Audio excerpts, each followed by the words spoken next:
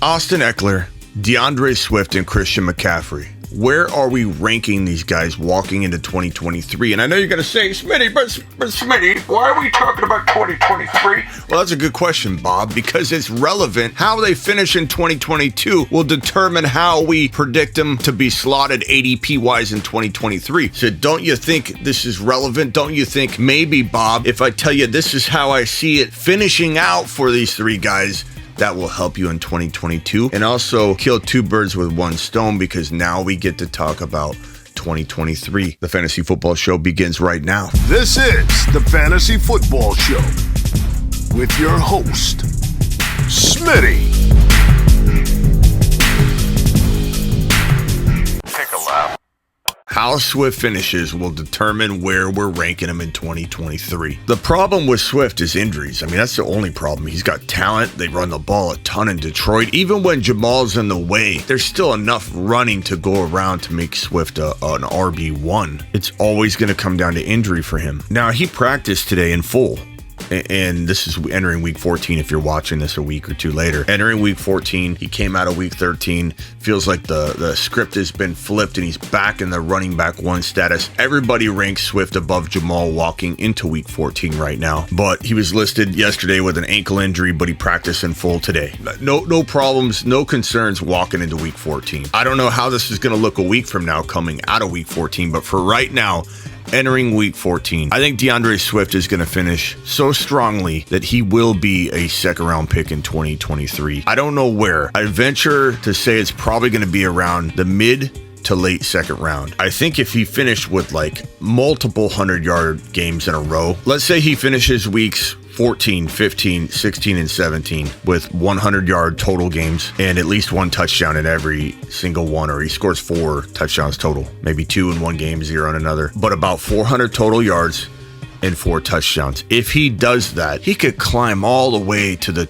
1-2 turn. If he misses a game, hear what I'm saying, because this is how crazy fantasy football is, how fickle it is, and rightly so in some respects. What have you done for me lately? If let's say he doesn't finish the year, they shut him down, whatever, he goes from anywhere in this range to probably right here, maybe even right here in the 5th round, in the 4th round. I know you're probably saying, how on earth could he go from a almost 1st round pick to a 5th round pick, Smitty? But keep in mind how quick people are to react. And he'd be a steal here if he did end up falling in the 4th or 5th round range because he finished badly. There'd be some concern though, because if he finished badly, he can't stay healthy. But I have a feeling Swift finishes so strong that he is a second round lock in 2023. How good does he finish? If he finishes like a monster, he'll lock into the upper part of round 2, that 1-2 round turn. It just matters how many touchdowns he scores, how many total yards. If he gets anywhere close to 400 yards and 4 TDs in the final 4 games, he will be a lot higher, like this range.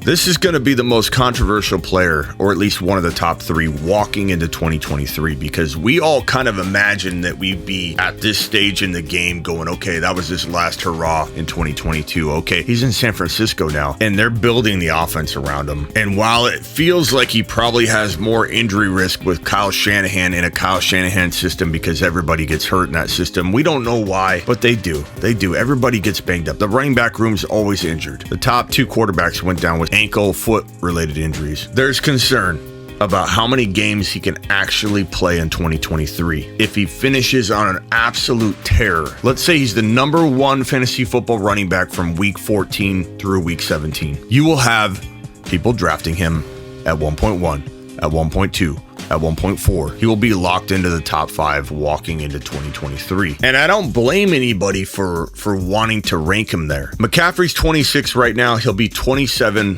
when the 2023 season begins. 27 is the new 30 for running backs, meaning back in the day, you could turn 30 and maybe, in theory, have one more elite year left. But if you were 31 years old when the season began, if you were 31 years old before the season kicked off, you were done. And you only had a 50-50 shot of, if you were an elite player, to play elite football for a whole year if you had turned 30 years old before the season kicked off. You had a shot, but now it's 27.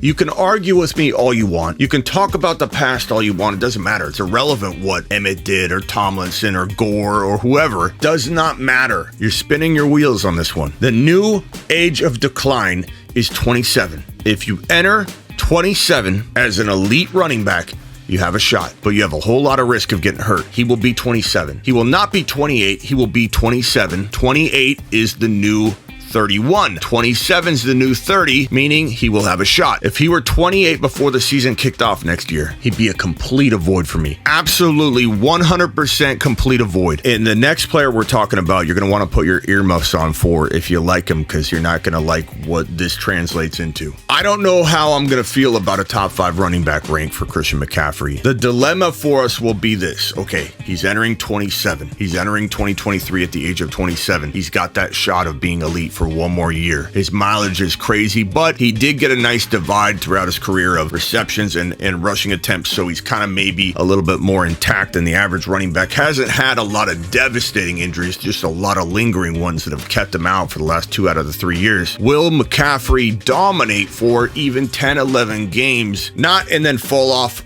in week 11 or something, but like, let's say he misses 4 games. The question will be, if you take him in the top 5 and you have his replacement as handcuff, let's say it's Jordan Mason, Eli Mitchell, whoever ends up being the cuff to CMC walking into 2023. If you've got the combination, do you score top 5 running back numbers? Do you score number 1 running back numbers? Because the question will be, if cuffed, even if missing 2, 3, 4 games, as long as he's productive every moment he's on the field, maybe he still warrants a top 5 overall pick. We'll have that debate in the offseason. I want you to know right now, I do see room for him in the top 5 with that kind of thinking at play, that the cuffing, that if he misses 3 or 4 games, that you're not getting 0 points when he's missing 4 games, you're getting his replacements points. Sum total 17 whole starts by 1 slot that encompasses 11 or 12 starts from CMC and the remaining starts from his backup. That sum total of 17 plays will get you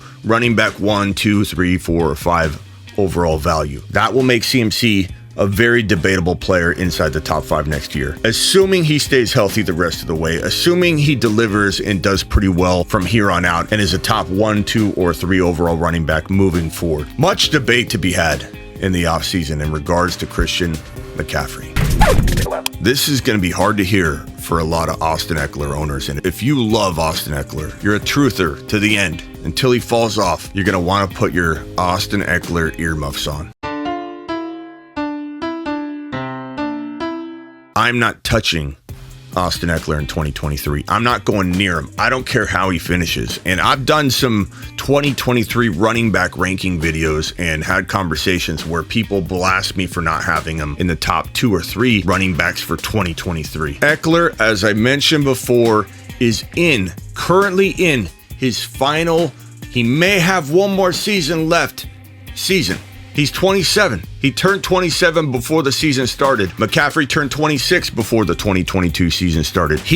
Austin Ekeler, 27, which means he will be 28 years old, the new 31, entering 2023. He's injury prone. He's built to be a Christian McCaffrey, but oftentimes now in his last couple years has been used to be a workhorse running back with some wide receiver production sprinkled in like usual. But this guy from the beginning stages of his career was more wide receiver than he was workhorse running back. And when Melvin Gordon left and he became the full-time starter in Los Angeles, he became the between the tackles workhorse running back. He's very, very injury prone. You can argue that he's not, or you can come in here and go, you can't predict injury. I don't care. I do talk about predicting injury all the time, and you're gonna have to deal with that if you watch my channel, because I do it all the time. We avoid injury and risk better than any channel, if you ask me. Sometimes I'm a year early. I fully admit that. But I'd rather be a year early than be left holding the bag. Could he deliver one more year? Absolutely. But I'd rather step to the side, make a lateral decision that feels a little bit safer. We avoid more disasters on the channel with this approach than we end up missing and watch a player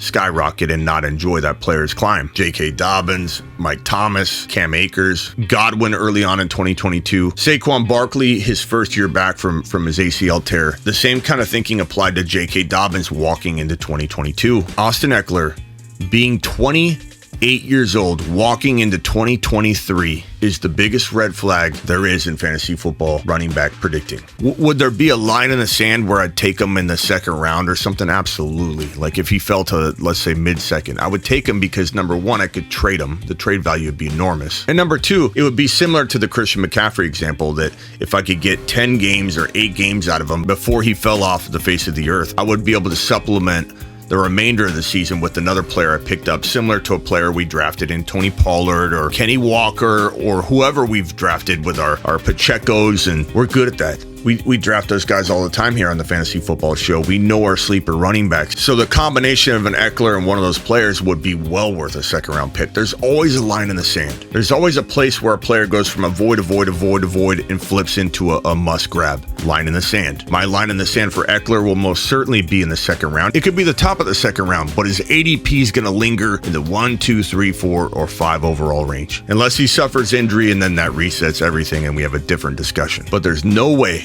I'm touching Austin Ekeler in the top half of round 1, let alone all of round 1 in 2023. His drop-off is real. The likelihood of Ekeler dropping off is enormous. There's no player projected to be a top 10 running back I would avoid more than Austin Ekeler in 2023. Join me Monday through Friday, 7 p.m. Eastern. Every single Monday through Friday, I'm live. I'm live whenever news breaks. I'm live Tuesday, Thursday, Friday, Saturday at midnight most nights. And get on over to thefantasyfootballshow.com to get your bold predictions, your rankings. This is my content site. This thing I've been doing for 20 years. Bold predictions, one-on-one advice, trade calculators, video courses. Go get your fantasy football content on. I'm dropping bold predictions when the ball drops on New Year's Day. 2 or 3 bold predictions for 2023 will be up when the ball drops on New Year's Day. Now get out of here. This is the Fantasy Football Show with your host, Smitty.